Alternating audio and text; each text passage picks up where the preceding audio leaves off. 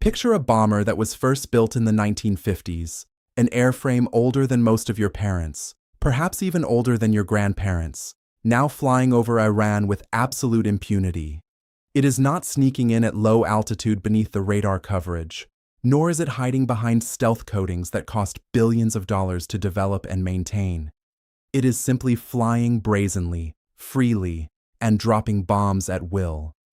That singular image tells you everything you need to know about how thoroughly Iran has lost control of its own airspace.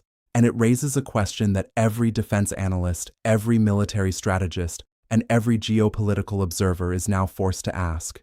What does the arrival of the B-52 Stratofortress over Iranian skies actually signify? Not just for the immediate battlefield, but for the entire trajectory of this conflict. Today, we are going to answer that question in full. We are going to walk you through the 3 distinct phases of this massive operation. Explain exactly why the B-52 is such a devastating weapon in this particular moment. Break down the strategic genius behind the decision to deploy it right now, and look at where this confrontation is heading next. Because make no mistake, the arrival of the big, ugly, fat fellow over Iran is not just a military milestone. It is a message, and it was heard loud and clear. If this is the kind of deep dive analysis you have been searching for, we are glad to have you with us. Make sure you subscribe and hit the notification feature, because we cover stories like this every single week, and you do not want to miss what comes next. Let us get into the details. To understand why the B-52's arrival over Iran is such a monumental development, you first need to grasp how a modern air campaign is structured. The strategy was not to simply throw every available aircraft into the sky on day 1 and hope for the best. This was a methodical, layered assault, surgical at first, and then increasingly brutal. Phase 1 began well before the operation officially launched. Cyber operations, electronic warfare assets, and precision cruise missiles were used to blind Iran's radar networks and disrupt its communications infrastructure. The goal during this initial window was not total destruction. Not yet. The goal was confusion and silence. The objective was to render the Iranian military deaf and blind before the real hammer could fall. Then came the stealth component. Extraordinary stealth bombers, which cost approximately $2 billion per aircraft to build, were the weapon of choice for the opening surgical strikes. During the initial strikes on Iran's hardened nuclear facilities, these stealth bombers led the assault, dropping bunker buster bombs on deeply buried sites like Fordow and Natanz. These are facilities specifically designed and reinforced to survive aerial bombardment. Only a handful of weapons in the entire world can reach them, and these specific platforms are among the few that can deliver those weapons. By the time the larger operation began in earnest, those stealth assets were already veterans of Iranian airspace. In the first 24 hours of the new campaign, combined aircraft executed approximately 1,000 strikes against Iranian military infrastructure. Air defense systems were shattered, naval assets were destroyed, command and control nodes were hit. Reports indicated that more than 1,000 members of Iran's Islamic Revolutionary Guard Corps were killed in that first wave alone. That is what Phase 1 looks like. That is the surgery. But surgery has limits. You cannot rebuild what you have destroyed using precision scalpels alone. At some point, you need a sledgehammer. And that is precisely what was brought in next. According to military reporting, over 1,600 targets across Iran were struck in just the first 72 hours of the operation, deploying B-52s alongside supersonic bombers and stealth bombers.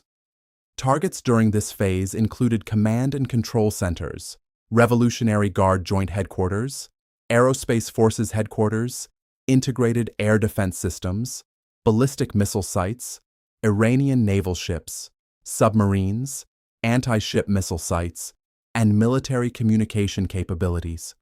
Read that list again.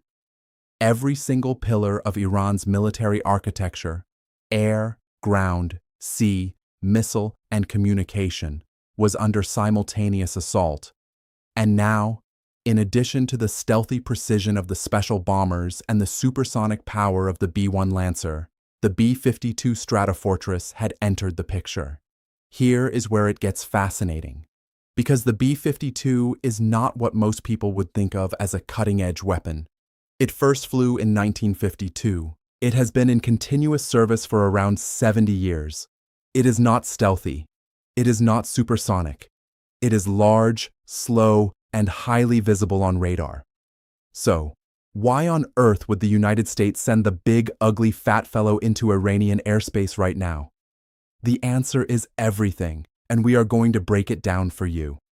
First, let us talk about what the B-52 actually is, because dismissing it as an old aircraft would be one of the most dangerous mistakes you could possibly make. The most modern variant currently in service is a heavy bomber with a payload capacity of approximately 70,000 pounds. That is more than any other bomber in the current arsenal. A single B-52 can carry 22 2,000-pound guided bombs, or 31,000-pound joint air-to-surface standoff missiles, or 20 extended-range cruise missiles between its external pylons and its internal weapons bay. For context, a guided bomb like the Joint Direct Attack Munition is a GPS-guided bomb that can be dropped from high altitude with extraordinary precision. A standoff missile is a subsonic cruise missile that can travel between 230 and 575 miles, depending on the variant, allowing the B-52 to strike targets while remaining completely out of range of any remaining air defenses. That is 70,000 pounds of firepower per aircraft, per mission. But that is not even the most important capability the B-52 brings to this fight. What makes it truly devastating in this context is something called loiter time. Former B-52 pilots and defense analysts have explained why this matters so much. Bombers bring a unique advantage in that they can maintain a presence in the weapons engagement zone for extended periods, allowing them to respond to dynamic targets such as mobile missile launchers that break cover as they emerge, rather than relying solely on pre-planned strikes. Think about what that means in practice. An Iranian missile launcher is concealed under camouflage netting in a rural area. The moment its crew moves it to prepare for a launch, a B-52 circling overhead detects the movement. Seconds later, a precision-guided bomb ends the threat before the missile ever leaves the ground. This is not just firepower. This is persistent, patient, overwhelming pressure. And that pressure is already producing tangible results. The chairman of the Joint Chiefs of Staff told a Pentagon briefing that as of a recent update, Iran's theater ballistic missile launches were down 86% compared to the first day of fighting. He added that there had been a 23% further decrease in just the previous 24 hours, and Iran's one-way attack drone launches were down 73%, 86% reduction in a matter of days. Now, that is the tactical picture. But we promised you the strategic genius behind the B-52's deployment, and we are going to deliver it. Cast your mind back to a statement made in early March, indicating that the Iran conflict could stretch for 4 to 5 weeks. And it was explicitly noted that the military has the capability to sustain operations far beyond that time frame. That is not an idle boast. That is a strategic declaration, and it comes with a critical implication. Whatever weapon system is used in a multi-week campaign, it had better not break the bank while doing it. This is where the economic calculus of deploying the B-52 becomes absolutely brilliant. The B-52 has a long loiter time and costs significantly less per hour to operate than the stealth bomber, making it ideal for sustained bombardment once the skies are permissive. The stealth bomber costs approximately twice as much as the B-52 simply to get airborne. Let us put numbers to that. A single stealth bomber costs approximately $200,000 per flight hour. Those bombers deployed in the opening strikes were in the air for over 30 hours on some missions, meaning those sorties cost over $6 million each per aircraft just in operating costs. That is before factoring in the cost of the munitions dropped. The B-52, by contrast, costs approximately $70,000 per flight hour, less than a third of the stealth bomber's hourly rate. When you are conducting a multi-week sustained air campaign, that difference becomes enormous. And then there is the replacement cost. A single stealth bomber costs approximately $2 billion to build. If one were lost over Iran to a lucky missile strike or a malfunction, that is a $2 billion hole in the defense budget. The B-52, factoring in the modernization programs that have kept these aircraft flying into the 2060 timeframe, works out to a fraction of that cost. Expensive, yes, but not $2 billion expensive. The calculus is straightforward. Use the stealth bombers for the precision surgical strikes that require penetrating heavily defended airspace. Once those have crippled Iran's air defenses sufficiently, switch to the B-52 for the sustained, high-volume bombardment that will maintain pressure over weeks. Same firepower, lower risk, a fraction of the cost per sortie. As one senior defense analyst noted, once you have enough air control, you want to switch over to non-stealth bombers because they can bring volume. She added that after roughly a month of operations, the degree of air superiority was sufficient to send B-52s overland, describing the campaign's progression as quite methodical. Methodical, that is the word. And methodical is exactly what a multi-week campaign requires. But before we go further, let us talk about the scale of what is happening here, because the numbers are staggering. The total bomber force stands at approximately 140 aircraft across all types. When you scale that down to combat-ready aircraft available today, estimates put the number at fewer than 50. And it is noted that a majority of those combat-capable bombers are being deployed to sustain this fight over Iran. That is a dramatic commitment. It represents a significant change from the Cold War era when the fleet operated over 400 bombers. The fact that America is willing to commit the majority of its deployable bomber fleet to this campaign says everything you need to know about the seriousness of the intent. And if you want to see exactly where these bombers are coming from, look to the skies over England. Reports confirm that the bulk of the bombers operating over Iran are staged out of a base in southwest England, a facility that currently houses B-1 Lancers and B-52 Stratofortresses. Local aviation enthusiasts and photographers have captured bombers departing the base with visible weapons loads, guided bombs and standoff missiles mounted on their wings, and returning without them. The evidence of what is happening over Iran is visible for anyone with a camera and a knowledge of aircraft. Now, let us talk about what Iran's side of this looks like because it is not pretty. Even before the first bomb fell in this operation, Iran's air defense network was already a patchwork of weaknesses. The B-52 flights over Iran represent complete air dominance. Advanced stealth fighters are operating at high altitude on overwatch to ensure that any remaining Iranian air defense assets that attempt to engage the B-52s are immediately eliminated. A detailed analysis laid out why Iran's air defenses were always going to struggle. Much of Tehran's network is not composed of frontline foreign systems. It is made up of reverse-engineered knockoffs. Iran built its own versions of foreign air defense systems, having studied and replicated these platforms without necessarily understanding or fixing their underlying vulnerabilities. For example, Iran's variants share the electronic warfare weaknesses of the original systems they copied. Specific weapons were designed to exploit the radar vulnerabilities of these networks. Iran's copies inherited those vulnerabilities wholesale. And so when aircraft equipped with these specialized missiles arrived in the opening strikes, Iran's derived air defense network folded just as its original counterpart might have. Iran's response to this collapse has been, frankly, desperate. Reports indicated that Tehran began repositioning air defense assets from the east to the west of the country, anticipating more strikes from that direction. But this is not a strategy. It is a rearrangement of deck chairs. Strengthening the west leaves the east exposed, and the east is exactly where the B-52s can approach with impunity to launch their standoff munitions. As the chairman of the Joint Chiefs told a Pentagon briefing, Iran's command and control structures are, in his words, in a bad way.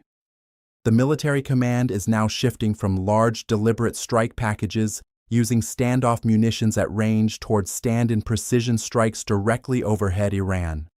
Surgery gave way to sledgehammer, and the sledgehammer is now everywhere. Iran's ballistic missile capability, once its most feared strategic weapon, is being systematically dismantled. Data indicates that Iran's missile stockpile was estimated at over 3,000 missiles back in 2022. Estimates showed that number had dropped to approximately 2,500 by the start of the current conflict. And now, with launch sites being struck, production facilities being bombed, and command nodes being eliminated, Iran cannot effectively coordinate what remains. Each time a command node is taken out, the isolated missile launchers lose the ability to communicate, to coordinate salvo launches, and to receive targeting data. Their reload times are compromised. Their rebuild capacity is being destroyed. The Iranian missile force is not just being degraded, it is being systematically paralyzed. This is what 86% fewer missile launches looks like. Now, here is the wider picture, because the war is not just happening inside Iran's borders. In early March, a naval vessel was torpedoed in international waters off the southern coast of Sri Lanka. That is thousands of miles from the Persian Gulf. It signals that the United States is extending the reach of its operations to cover Iranian military assets wherever they are found, not just within Iran itself. And reports indicate that the Pentagon is beginning to run short of strategically important fixed targets inside Iran, even as the campaign is indicated to continue.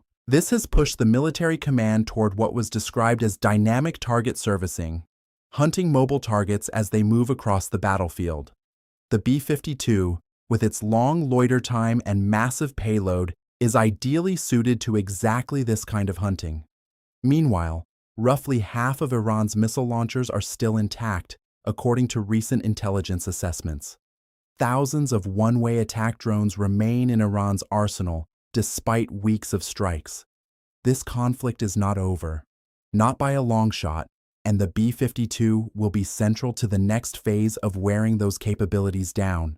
So, where does this go from here? The scope expands. That much is clear. The campaign will continue. The shift toward higher-tempo dynamic targeting is confirmed. Analysts at various think tanks have raised the possibility of a third phase entirely, one that goes beyond air power. Some have argued that toppling the regime through air power alone may not be sufficient. The stated goal of supporting the Iranian people in rising up against the theocracy, some analysts assess, sounds more like hope than strategy. There are no signs yet of organized domestic opposition or significant defections from the regime. If that assessment proves correct, it opens the question of whether ground forces will ultimately need to touch Iranian soil. There have been indications that this option has not been ruled out. If that third phase arrives, the B-52s now pounding Iran's military infrastructure will have set the conditions for it, clearing the skies and eliminating the command and control nodes that would otherwise coordinate Iranian resistance against ground forces. First came the surgery, then the sledgehammer. What follows may be the final push. And here is a geopolitical dimension that deserves its own spotlight, because the damage being done to Iran is not just damage to Tehran. It is damage to Moscow. Vladimir Putin has spent years cultivating his alliance with Iran as a cornerstone of his global strategy. Foreign weapons, or their Iranian copies, fill much of Iran's military inventory. Iranian drones have been central to Russia's war effort elsewhere. And the idea of Iran as a surviving, defiant access partner has been part of how Russia has tried to position itself as the alternative pole of a multipolar world. If the Iranian regime collapses or is so thoroughly degraded that it can no longer project power, a critical pillar of that architecture is lost. The alliance is not a friendship. It is transactional. And if Iran is no longer a viable transaction partner, Russia's strategic position weakens further at a moment when it is already under enormous pressure from its ongoing war and Western sanctions. The B-52 flying over Iran is not just a message to Tehran, it is a message to Moscow too, and Washington knows it. So, let us bring this home. Let us summarize where we stand. The arrival of the B-52 Stratofortress over Iranian airspace marks a definitive shift in this massive operation. It signals that sufficient air superiority has been achieved to deploy non-stealth bombers freely over enemy territory. a level of dominance that Iran simply was not equipped to prevent. It signals that Washington intends this campaign to last for weeks, not days, and is making the economic and strategic decisions to sustain it. It signals that the sledgehammer phase has fully arrived. High volume, persistent, punishing strikes designed not just to destroy Iranian military assets, but to paralyze Iran's ability to coordinate its remaining forces. Iran's air defenses are in ruins. Its command and control nodes are being systematically eliminated. Its missile launch rate has fallen by 86% in days. Its drone attack rate has fallen by 73%. Its production facilities are being struck. Its naval assets have been sunk, including one vessel torpedoed thousands of miles away from its home waters. And through it all, the 74-year-old bomber from the Cold War keeps flying, keeps dropping precision-guided bombs worth thousands of pounds each, keeps loitering overhead, waiting for the next target to emerge. That is not just military power. That is a statement. That is a declaration saying, we are not in a hurry, we are not going home, and we are not running out of bombs. Iran's regime heard that statement. The question now is what it does next. We will of course continue to follow every development in this operation and bring you the analysis that matters here on this channel. The situation is evolving rapidly. New phases are being entered, new targets are being struck, and the geopolitical consequences are beginning to ripple outward in ways that will reshape the region for years to come. Make sure you are subscribed so you never miss an update. Hit the notification feature. Share this video with anyone who wants to understand what is really happening in Iran. And leave a comment below telling us what you think the next phase of this conflict looks like. Because one thing is certain, there is a lot more story left to tell. Thanks for watching.